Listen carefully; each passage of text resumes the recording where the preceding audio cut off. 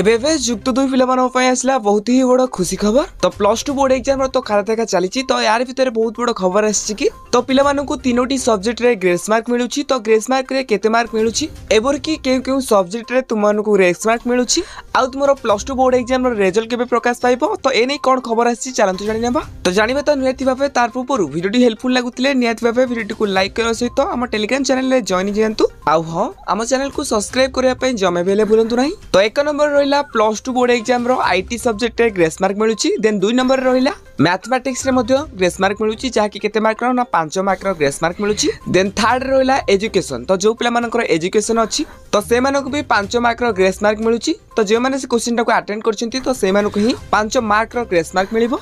तो आम जदि रिजल्ट कथा कहबा कि केबे तुमर रिजल्ट प्रकाश पाइबो तो देखंतु तो मे द्वितीय सप्ताह सुधा तुमर मैट्रिक रो रिजल्ट प्रकाश पाइबो बोली अनाउंस कराइछि। ठीक सही बोली तुमर प्लस टू रिजल्ट मध्य मे मासर सेकंड वीक सुधा रिजल्ट प्रकाश पाइबो बोली 90% प्रोबेबिलिटी रहउछि। तबे आउ जा डाउट रहउछि नियत भाबे कमेंट बॉक्स रे कमेंट करंतु।